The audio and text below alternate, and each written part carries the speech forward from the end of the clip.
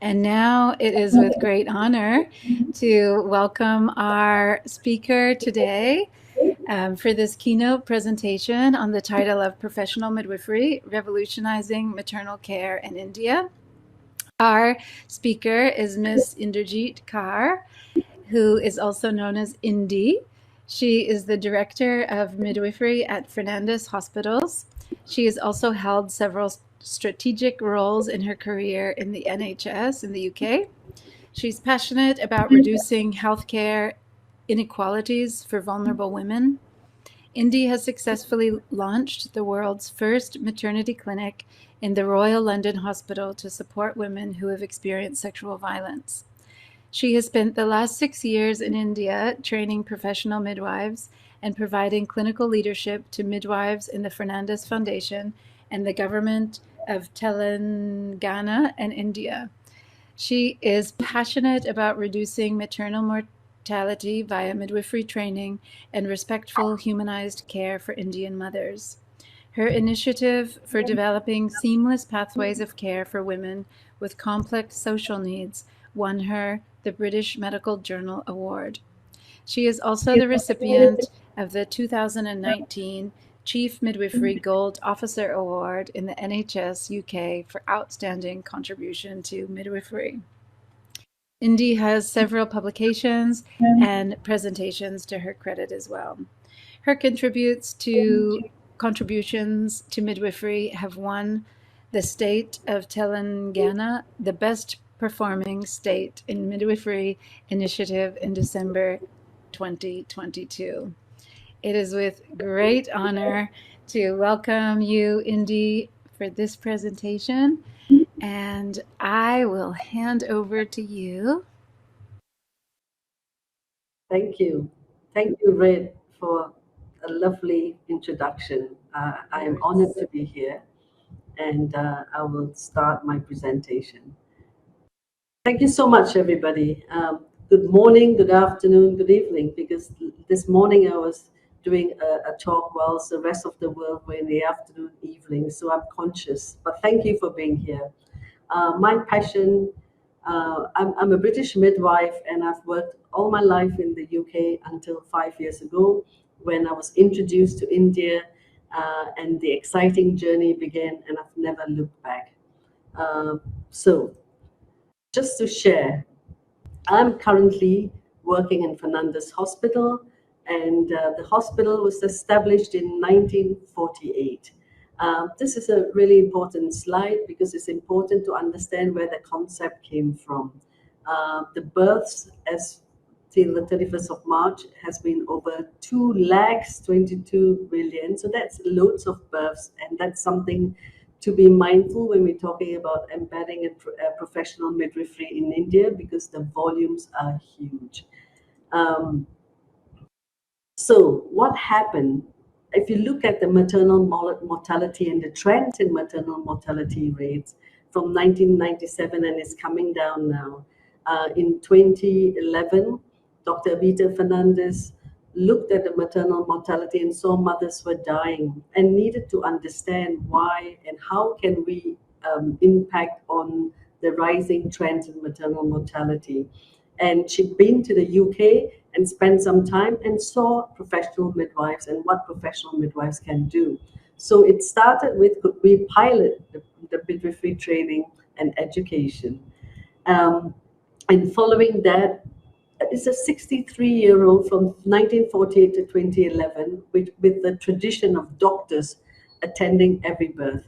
So there's prejudices from doctors because they didn't understand what a role of a midwife was or worked with a midwife. So introducing professional midwives in this environment created a very exciting journey in Fernandez.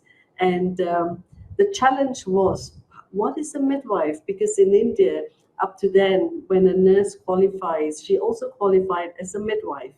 The challenge was to understand, to unlearn what's been thought. And there were no such role models as such with separate midwifery training like what we have had in the West and in some of the other countries. So in 2011, in August, a pilot program began, and we had a consultant, Andy Beckham from the UK, that actually did the curriculum based on ICM standards. And the first pilot was a group of 8. 7 was general nurse midwives, and 1 was an auxiliary nurse midwife, but with 5-year experience in the labor ward. And this is a group of 7. If you look at the pass mark, only 1 had 65, but all of them did really well. And that's important to note, and we still have 5 of them working with us in Fernandez. And to date, what have we done? We follow a structured international global standard curriculum from 18 months and 6 months mentorship. And to date, since August 2011, we've trained over 51 qualified midwives in Fernandez, and we've had 28 midwives working with us. And we've got 6 midwives working abroad, and we've lost some due to personal reasons and marriage, which is a cultural requirement within some of the areas here in India. And the program in Fernandez was an in-house program. So when the Indian Nursing Council started a post-basic diploma, our midwives were encouraged to go for that course because we wanted them to be certified, that was recognized nationally as well. So we've had 2 groups of midwives that's been through that program. And just to share, like from August 2011 to March 2023, the births that the midwives have impacted has been 43%, and doctors have impacted on 57%, and this is spontaneous vaginal births. And if you look at the episiotomy rates, now in India, this is still a huge challenge in our public institutions, and a lot of women are still getting episiotomies, whether you're a primate or a multip. So this is a change that we're trying to bring. But in Fernandez, we've had 5.7% of episiotomies with the midwives and 19.6% from the doctors. So what happened before midwifery and before understanding restrictive episiotomies? And Fernandez was the site for anesthetists. So from 86%, and when the research came out to restrictive episiotomy, the number was reduced to 40%. But when midwives were introduced and with non-pharmacological mobility, it further went down to 25.3%. So women were now having other options of pain relief as well.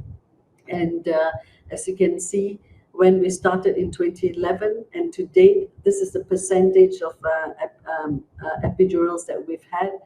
We also offer non-pharmacological pain relief like hydrotherapy, birthing in water, mobilizing, and for example.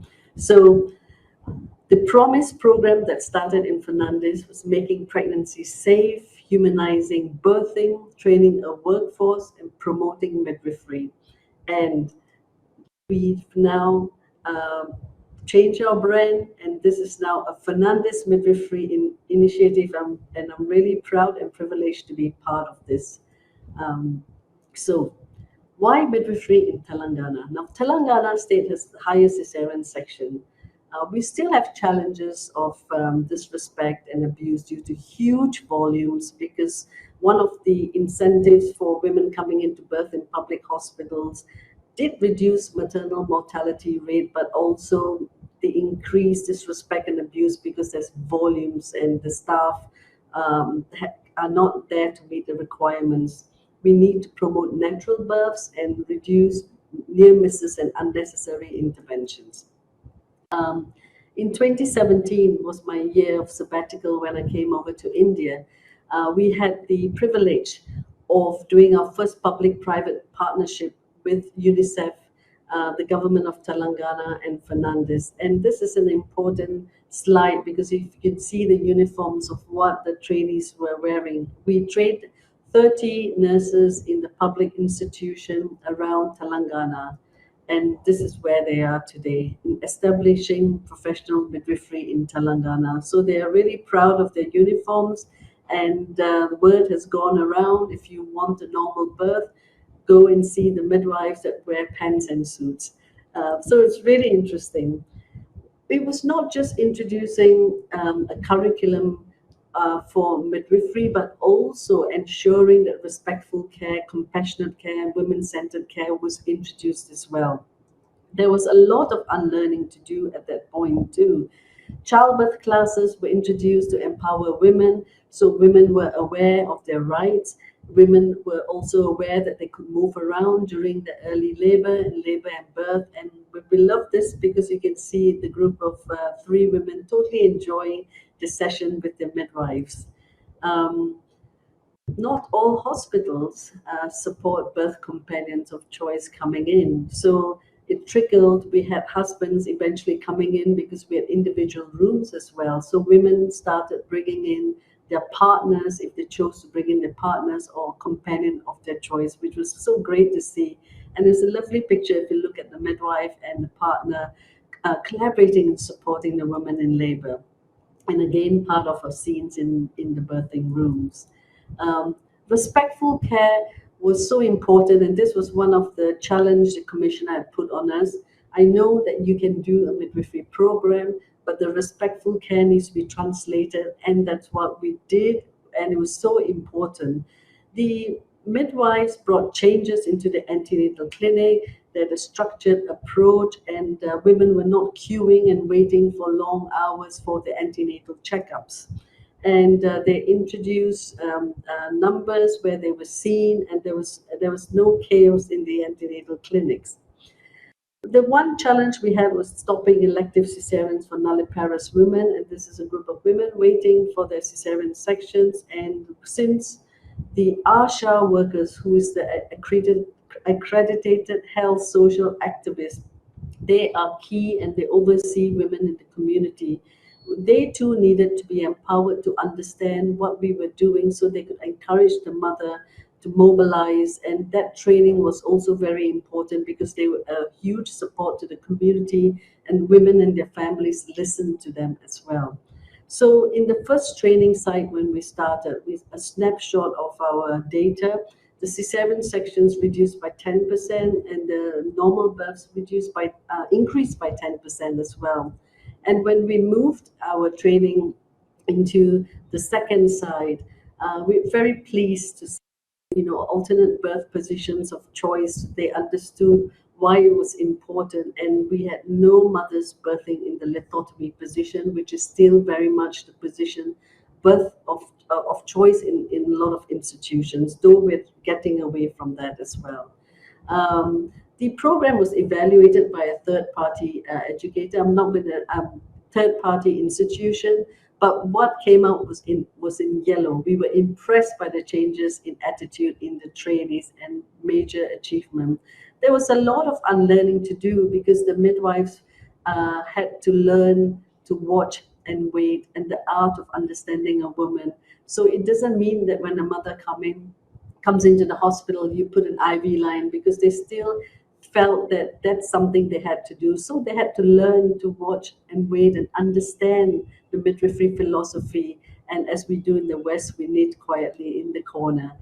The program had a lot of interest, and we had government officials coming to see and interview the midwives. And they realized at that point you really needed a separate program for midwifery to look after women and newborn. And that impacted on the launch of guidelines in midwifery services in India at the Partners Forum in 2018.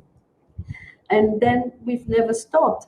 So in 2019, the challenge came when we had an opportunity to redo our birthing unit.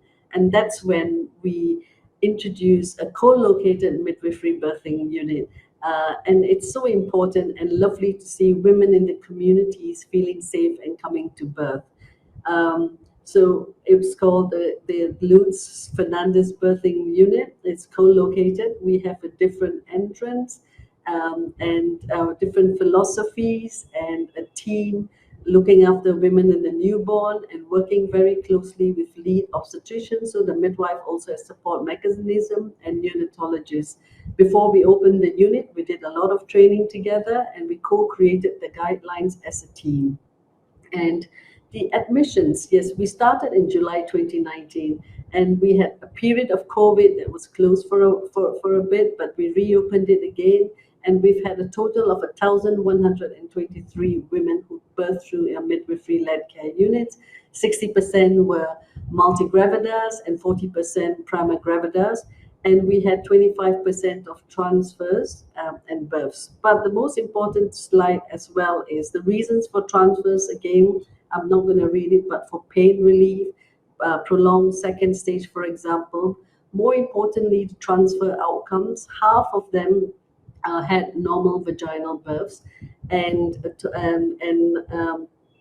not, about a quarter had an assisted vaginal births. But the cesarean section in the mode of birth in the midwifery-led care unit was 4.2%. And that's a really important slide for us as well to share.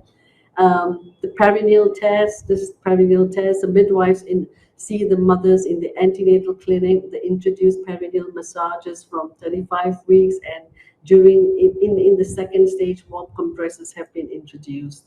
Birthing positions, again, no lithotomy, and women are birthing in positions of their choice and supported by the team. And this is the team of midwives, doctors, doulas, and midwives who reflect in the community, because we have our birth center in the old city where we have a large Muslim community, and they feel safe coming to birth in the midwifery-led care unit as well.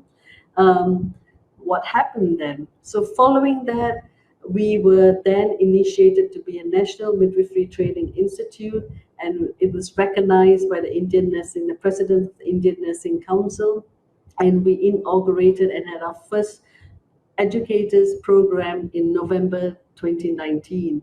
And despite the fact that we had COVID, they came back and completed the program. So we've had a total of 41 midwifery educator trainees and 38 midwifery educator trainees in 2 batches, including in Telangana. We've impacted 10 states nationally, and we're very proud to say that they've gone back and started training back in their states as well.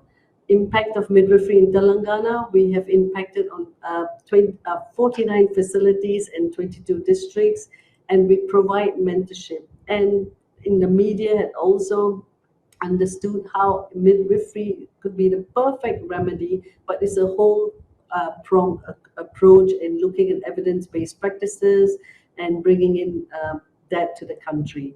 So the change in public hospitals, childbirth preparation classes were introduced, admissions without reasons were delayed, unnecessarily interventions, and most importantly, women were sharing how their birth experience was improving. We had women saying to us, "Why are you being kind to me? Because I was pinched in my first pregnancy." So it's changing, which is really nice to see. Mobility in upright births and non-pharmacological pain reliefs, and that is in our public institutions and not just in Fernandez. So we're really pleased with that. Impact of cesarean sections lowered in the 18 facilities, and normal birth also increased between the period of 4 months when we looked into the data. So the midwives have impacted over 15,000 women. And these are some of the pictures of what they're doing in the public institutions. In one of our sites where we have a lot of migrant workers, the footfalls increased by double, because women then, word of mouth, women's voices are so powerful. And this shows the green slides, how normal births are now slowly increasing in Telangana and reducing of neonatal admissions. Which is really important because they've been trained to listen and timely escalate if there's any concerns as well. Mother satisfactions increase, which is nice. We collect the data as well, and that's really important for us. Overview of, again, the training. If you look at the antenatal mothers, the midwives have now seen over 55,000, and they do a thorough antenatal check. They thoroughly childbirth classes and birthing in alternate birth positions. So we're very pleased with the stats of what's happening with the team in the periphery in Telangana. It's not just training, we are also responsible, and we do mentoring visits as well to ensure that the teams are supported and they are guided, and we have evidence-based practices, and we bring them in to do training, and we go out as well to handhold them. So women's voices, as I say, it's so powerful, and these are some of the women's voices. And the third one is it's a collector in one of the districts who was so happy, and his wife birth in the public institution, which is an endorsement of midwifery in public institutions as well. And the workshops the midwife has done in preparation has been in collaborations with Pronto and Ladell, enable the critical thinking and helping them to care for women and newborn. And we had recently a IAPSM conference where midwifery was also raised awareness, and the midwives came to share how they've impacted on their states and midwifery in Telangana. And of course, Telangana, I congratulate the state because they want the best performing state in India. So the impact of midwifery in our sister states. So when we've trained them and they go back, we continue to mentor them. And this is what the midwives are now doing back in the states after having their training and continuing with their own learning. And it's so exciting to see the impact of assessing antenatal women, because midwives are not just there for births. The whole journey happens earlier on in the antenatal care. So that's a really important slide to share. We had 3% of birth in the lithotomy position, but there is a huge shift of tradition when all women would normally birth in lithotomy position. So huge strides have been made to reduce, to support women to birth in positions of their choice. And in Odisha, the impact of midwifery, they've set up a midwifery-led care unit. Husbands are being dropped in. 7% of births in lithotomy, but again, a huge shift. And this is one of our trainee midwives in a first birth in the midwifery-led unit. And we're committed to set up midwifery-led units across our support sites. And this is in the area hospital where the migrant community is. A midwifery-led unit has been set up and completely run by midwives after intense training.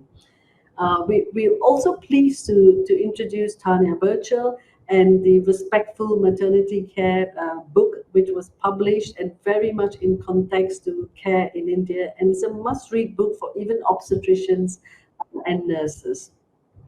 So we are committed, and we are so thankful and grateful to UNICEF, and we want to take this further.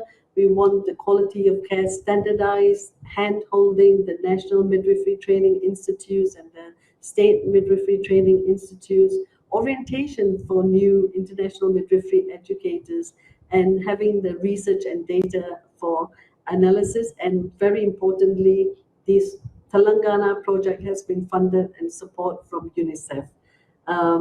I would like to take this opportunity before I share a video with you to all the midwives around the globe and our international midwifery educators who have come to Fernandez and impacted on our program in the journey. And I thank each and every one of you. And I will now hand over for the video presentation.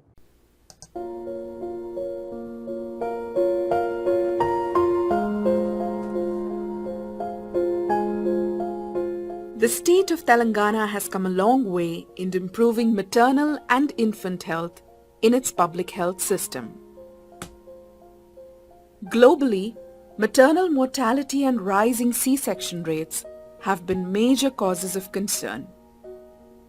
Global evidence shows that safe and effective midwifery care can avert 83% of all maternal deaths, stillbirths, and newborn deaths. The government of Telangana looked upon midwifery as a ray of hope to avert unnecessary medical interventions during childbirth and provide evidence-based, respectful maternity care. In 2017, the government of Telangana partnered with UNICEF and Ministry of Health and Family Welfare to create a cadre of professional midwives trained to global standards. Fernandez Foundation had already been working on training midwives at their hospital and came on board as a technical partner. Telangana became India's first state to successfully train a cohort of 30 professional midwives over an 18-month course. After the completion of the training program that included 6 months of internship, The midwives were posted across 10 districts of Telangana. The positive impact of their work has been creating ripples. C-section rates have gone down and normal births have increased. The learnings from this pilot have fed into the National Midwifery Initiative. I'm happy with this midwifery training program where the midwife gives a one-to-one attention to the birthing mother, and also from the latent phase till the process of delivery is completed, and also makes her do some exercises when the labor is being prolonged, facilitating a normal delivery. She also supports her physiologically, psychologically and emotionally. మాకు ట్రైనింగ్లో ఎలా అంటే లో risk మదర్స్కి మేము handle చేయాలి. అయితే మాకు లో రిస్క్ మదర్స్ని మేము హ్యాండిల్ చేస్తాము, హై రిస్క్ మదర్స్కి మేము ఐడెంటిఫై చేస్తామన్నమాట. హై రిస్క్ మదర్కి ఐడెంటిఫై చేసి వాళ్ళకి అప్రోప్రియేట్ కేర్, అప్పుడు మేము ఏమి వచ్చో కేర్, ఆ కేర్ ఇచ్చేసేసి మేము వాళ్ళకి కొలాబరేటివ్ కేర్ వాళ్ళకి ఇస్తూ ఉంటాం. After joining this course, it is all about giving a compassionate and respectful care to the mother. Not only during the labor, it is starting from the preconception counseling, education of the mother, education of the couple counseling, education of the family, then intranatal care and postnatal care, postnatal education of the mother, postnatal education of the family and couple. All these are like providing best possible care. ఇక్కడ 7th month నుంచి ఇక్కడ చేయించుకుంటున్నాం. Midwives దగ్గర ప్రతి నెల checkup చేయించుకుంటున్నాం. ఆమె midwife చెప్పిన ప్రతి ఎక్సర్సైజ్ని, ఫుడ్ని కరెక్ట్గా తీసుకోవడం వల్ల నార్మల్ డెలివరీకి ఎంతో उपयोगपड़ेंगी। पोस्ट डेट हो गया था मेरा, तो सर्जरी को लेके जा रहे थे, मिडवाइफ आए, मत जाओ सर्जरी को बोल के, बाल exercise, breathing exercise, stretching exercise, मेरे को पेन रिलैक्स हुआ, मेरी नॉर्मल डिलीवरी करे, हैप्पी हो गई मैं। As we can see, mothers and babies are healthier and happier. Midwives are having a positive impact. And Telangana leads the way for the rest of the nation.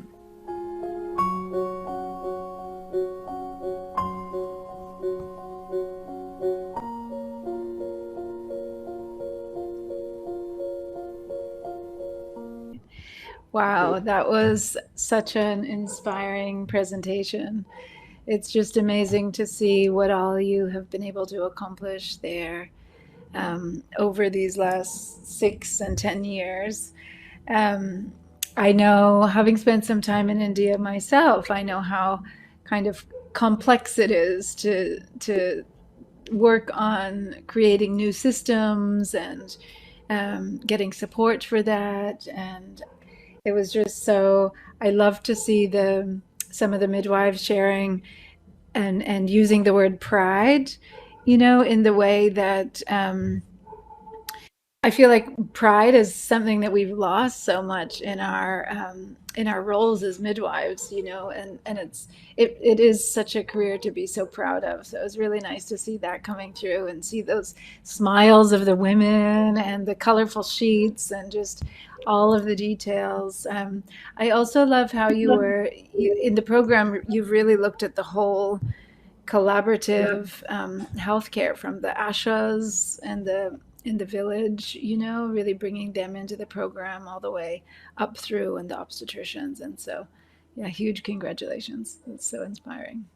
Thank you, Red. It's been a privilege to be in India. I must say, I'm a changed person now. Yeah, imagine. Well, let's have a look here at the chat box. We have, there was a lot of cheers in the chat. Fantastic, needs worldwide implementation, including in the UK. That's what I was feeling as well. How do we get y'all to replicate this everywhere? Student midwife here, so grateful for this inspirational presentation and program amongst a lot of day-to-day negativity due to staffing shortages. Yes. Lots of good presentation here. We have a few people with their hands up. Himata, did you want to turn on your mic and say something? You have your hands raised, or did you want to type your question?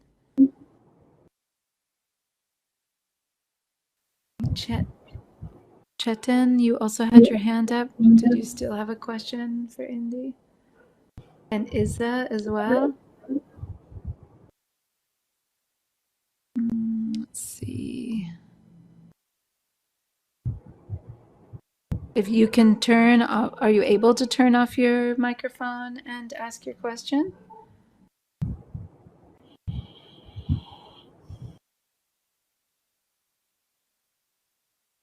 Okay, or maybe type it in the, if you're not able to unmute yourself, maybe you could type your question in the chat. There is a question from Margaret, which is, are all the obstetricians enthusiastic in all the hospitals? Margaret, it's a very good question. That is, we have to identify champions, and it's through the champions we're making the change. It hasn't been easy. In Fernandez, it's taken us 10 years, and we are getting there. It's amazing to see the differences. Obstetricians are saying, what did we do without midwives? In some of our training sites, we do have some challenges. We've identified champions, and I think it's understanding the role of a midwife, and a midwife is a colleague. It's very hierarchy in India, so it's just changing that culture, which is not going to happen overnight. We know how difficult change can be, but we're making small strides and respectfully discussing it via the evidences. So yes, a very good question, Margaret.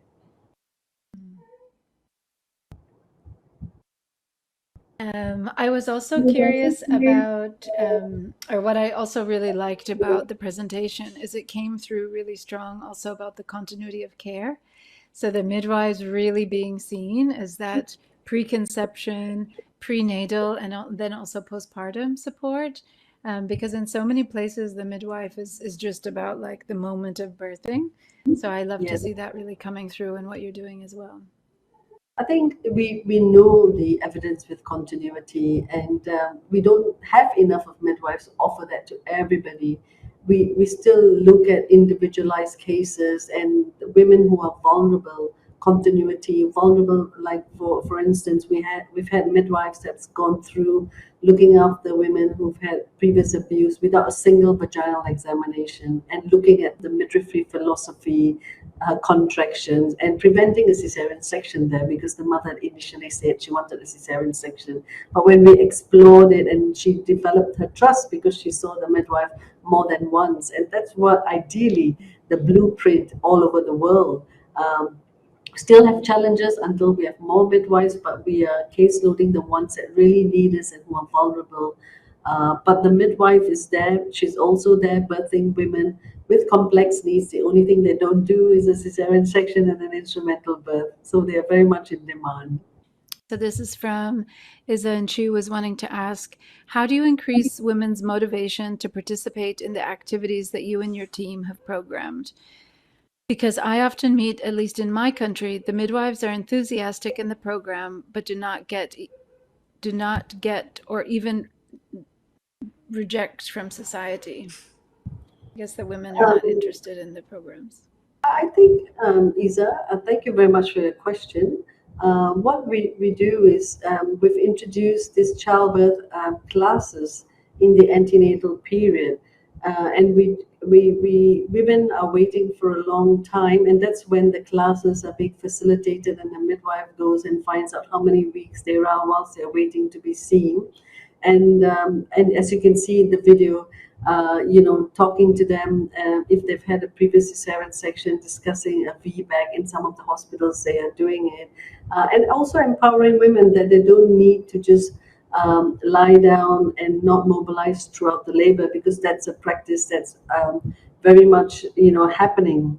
And so when women know what the basic human rights are, because it's empowering women to know what their rights are and informed consent. All of this is being discussed, and they are actually looking forward to meeting the midwife again when they come back. So they do it in clusters and not encroaching on their antenatal time, because it takes a long time. The queues are huge, and that's where the opportunities are being taken in empowering women. I love how you shared about the kindness as well. And it seems like, Yes. wow, if a woman is being treated with kindness for the first time, I mean that there is such a motivating factor to go back and participate again. Yes. There's a also I want to say for anyone who is wanting to ask a question but having a difficult time, you may need to reevaluate if you joined with listen only, or if you came in with your microphone. So you can see that on the microphone button or the telephone button at the bottom of your screen. You might be able to change your settings, and then we might be able to hear from you.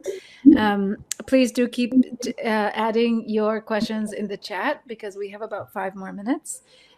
So that is also an option. I wanted to, Sheila, it's about the continuum of care and the continuity of care, so that relationship, trust, and knowing the person is facilitated. Yes, 100%. And Himamta, listening in Udaipur, Rajasthan in India, watching the presentation with my teachers and trainees in class. My teachers are very hardworking and energetic.